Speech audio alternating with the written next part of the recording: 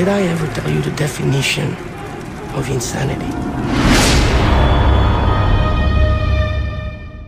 Ladies and gents, welcome back to AusGamers. You are here once again with Stephen Farrelly out at Ubisoft headquarters in Sydney. I have Jeff, who is the lead writer on Far Cry 3, actually, and pretty successful series. Has put a couple of people on the map. Now we're going to put this guy on the map, apparently. He's a crazy person and probably one of the craziest characters I've ever seen in a video game before. And I guess as a lead writer, I kind of actually want to talk a little bit about that, about writing a character like this, and how you kind of, I guess, what I really want to get into is the cadence with creating an interactive experience that has, somebody like this as, your antagonist. Well, there are a dozen characters on the island which will be revealed in the coming months, and they're all equally compelling and interesting. So, and they're an ensemble. The island is really its own character, and like Alice in Wonderland, you'll be plunged into this space and have to figure out what's going on with each of the characters and interact with them and figure out what to do in order to survive and to save your friends, as Jason Brody, the protagonist. Right. So, it's been an incredible writing feat, and I'm really proud of this game. You guys released a trailer not so long ago, kind of setting up where the main character comes from, and his friends and stuff. And you've kind of got this, I guess, they're on vacation and they just kind of descend into a hellish nightmare. Were you guys referencing anything along the way there? I mean, it sort of seems like a bit of a backbone to a lot of classic kind of B-grade horror movies. This isn't really a B game at all. It's really A-list, top shelf, and our references were Pulp Fiction, like I said, Alice in Wonderland, Hitchcock films. What else did we go into? There Will Be Blood, a couple of other things too that'll probably come to me later.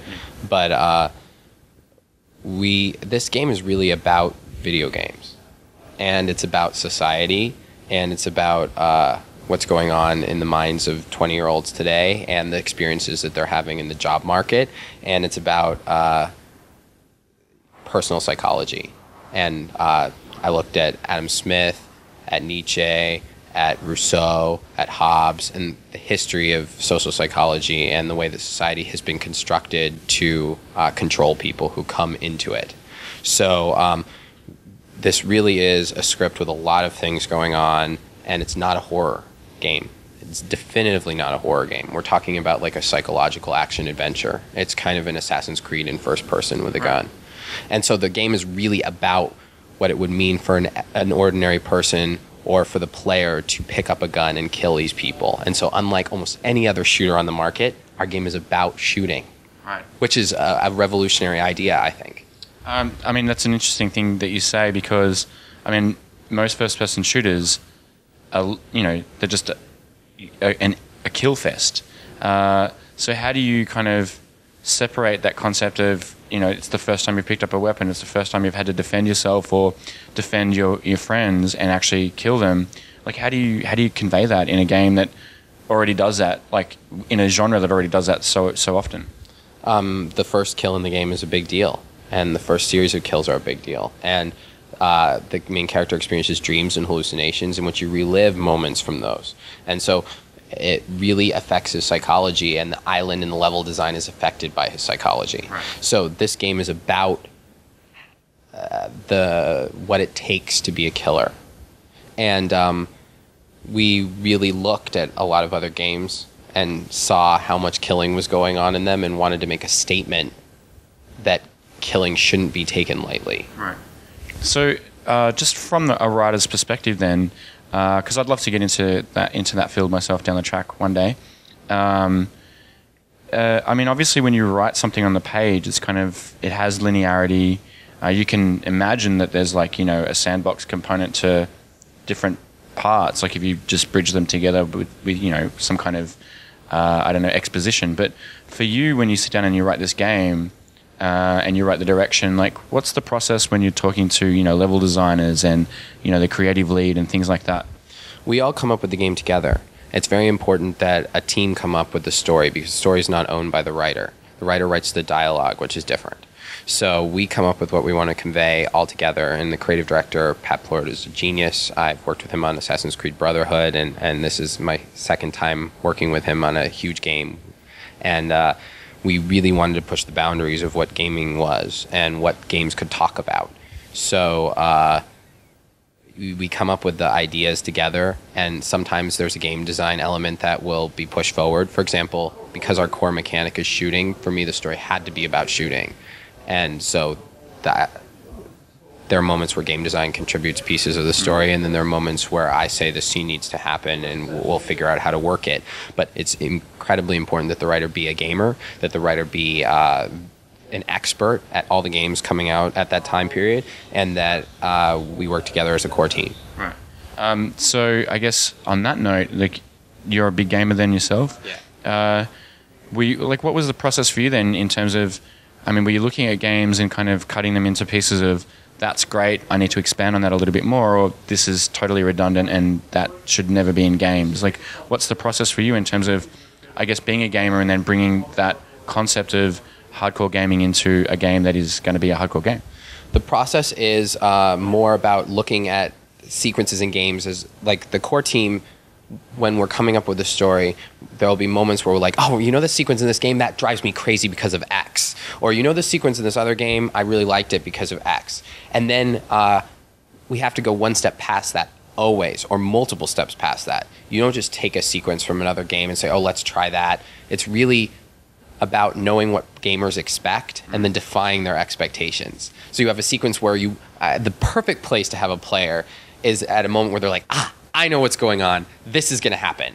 And then you have them and you do something different. Right. And then they go, oh, whoa, like, I thought this was going to be the cliche that I saw in 6 other games, and then it turned out to be something that subverts that cliche. Right. So we really want players who play Far Cry 3 to look at games in a fresh light, to say, oh, this is refreshing. It's not what I expected. It's not what I saw in the 6 other releases this year.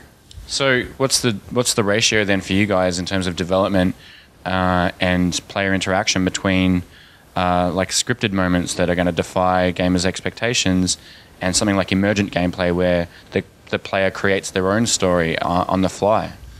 Far Cry is an open world shooter. So you can approach missions from 360 degrees. You can go stealth, or you can go action, guns blazing, and we really leave that up to the player. And then the player will also encounter linear sequences that are as good or better than any of our competitors' linear sequences within that open world, which will take the player on roller coasters. And so roller coasters of emotion, or roller coasters literally in the sense that you go through a series of explosions and you're trying to get out of things, and the main character is having a crisis. So that's basically how we change it up. That you can always go off on the side and do things on the side, or you can do main missions and those will have tons of different approaches, or you'll be in a couple that are linear and about surprising you. Well, I mean, obviously the name Far Cry 3, basically says that it's part of an IP, it's part of a franchise. There was a bit of I think a kind of a mixed bag of results from players and critics alike for Far Cry 2. I actually quite liked it. But there was a lot of repetition going on there, and the open world was awesome, but then you'd get the checkpoints that would just re-establish themselves and stuff like that. What have you guys learnt, I guess, from Far Cry 2 moving forward into this? We wanted to make a compelling experience with Far Cry 3, which is more than fun. That you can have moments which are not fun in a traditional sense, but are incredibly compelling. And so Far Cry 2's legacy is still there. I think they wanted to create a game that challenged what a game could be. And at the same time, the experience of Far Cry 1, where you're on the island and sniping people, it was really fun. I had a great amount of fun with that. And so I think we've taken the best elements of the other games. We've taken out things that could annoy players, like jamming guns. We have a fast travel system. The checkpoints are gone. Right. And we have incredible motion capture with engaging characters. So there's not a procedural storytelling system.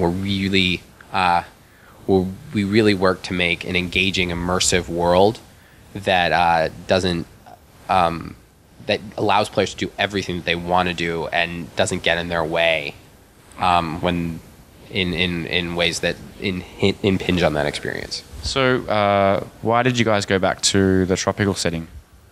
because we thought that we could tell an engaging story there. And we liked the idea of an island because we thought that that was core to Far Cry's DNA.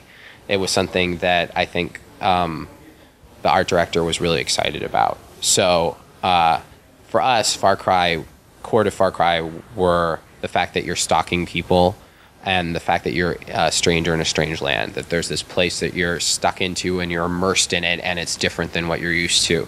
And we wanted it to be an island because an island has this mirage-like character. You know, that if it's in Africa, you're somewhere that exists, that's physical. Whereas an island is something that could be there one day and not there the next. And is it real? Is it not real? What's going on? And we like the multiple layers of meaning that could be provided by being on an island. Did the mirage concept allow a little bit more exercise in the hallucination side of things as well? And two-part to that is there's a game quite a while ago, I don't know if you ever played it on the GameCube, called Eternal Darkness, that actually played with players' sensibilities, and it really worked a lot of the time. And I find it fascinating that not enough games have actually gone down that route. How much have you guys toyed with that, and I guess kind of what's the context? Well, we are very interested in the fact that this takes place in first person inside Jason Brody, basically, where you, the player, are interacting with the world through his eyes. And so we treat the player as a separate character than the protagonist, and we're thinking about what the player is experiencing at that moment and what Jason Brody, the protagonist, is experiencing, and how the player experienced the world through Jason. So there are situations where he's recording vlogs and you're seeing him record them in real time, and the player's pressing record and you're seeing it. And then there are situations where he's living hallucinations and the level design is reflecting what's going on in his psychology and how he perceives things. And so it's very much a journey in and out of the protagonist, which happens in films all the time, where you follow one character and then you cut to another character, but we're able to do it in first person without breaking immersion. So I'm very excited by those changes in perspective, and I think that we push the limits with them in Far Cry. Okay, we'll probably have to wrap it up, but can you sum up for me and for the viewers out there that are interested but haven't quite crossed that line yet for Far Cry 3, you know, what's the hook, what's the bait? Far Cry 3 is an open world shooter action adventure. It's going to take you to places that you've never been, and you're going to be changed by the journey. So this is really an experience that you'll never forget. Okay, awesome. Well, Jeff, I've been sold since I saw it. So thanks very much, and yeah, Pleasure. Congrats. Thank you. Yeah, cheers.